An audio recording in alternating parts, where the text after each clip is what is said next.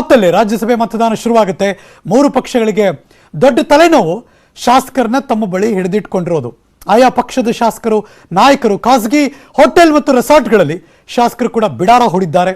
ಈ ಕ್ಷಣ ಅಲ್ಲಿಂದ ಬರ್ತಾ ಇರೋ ಮೇಲ್ಮನೆ ಮಹಾಯುದ್ಧದ ಬ್ರೇಕಿಂಗ್ ನ್ಯೂಸ್.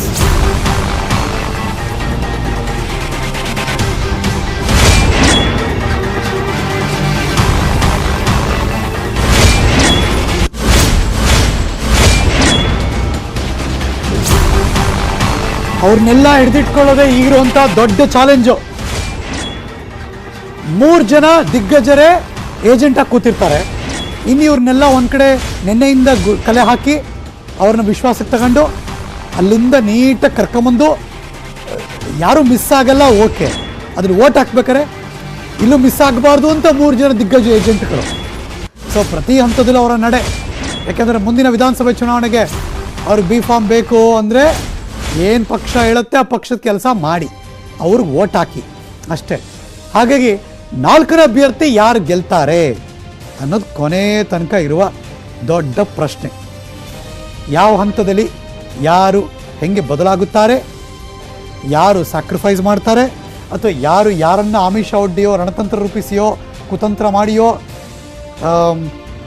ಹೇಗೆಲ್ಲ ಕರ್ಕೋತಾರೆ ಅನ್ನೋದು ಈಗಿರುವಂಥ ದೊಡ್ಡ ಪ್ರಶ್ನೆ.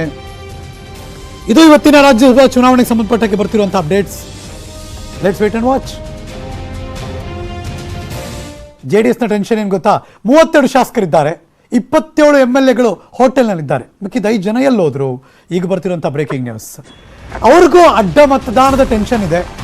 ಫೋನ್ ಮೂಲಕ 5 ಅತೃಪ್ತರ ಮನವೊಲಿಕೆ ಸರ್ಕಸ್ ಕೂಡ ಜೋರಾಗಿ ನಡೀತಾ ಇದೆ. ಅದರಲ್ಲಿ ಗುಬ್ಬಿಯವರು ಇದ್ದಾರೆ, ಹಳೆ ಮೈಸೂರು ಭಾಗದವರು ಇದ್ದಾರೆ ಎಲ್ಲರೂ ಕೂಡ. Breaking news.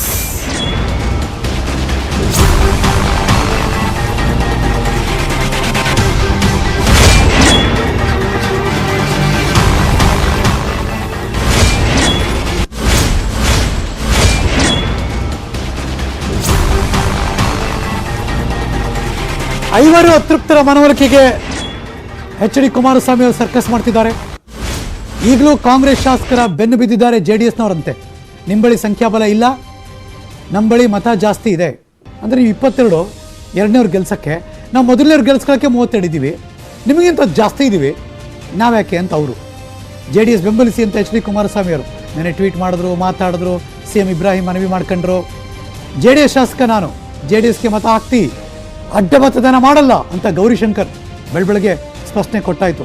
ಆದರೂ ಕೂಡ ಗೈರಾದ 5 ಜನದ್ದೇ ಈಗಿರೋ ಟೆನ್ಷನ್.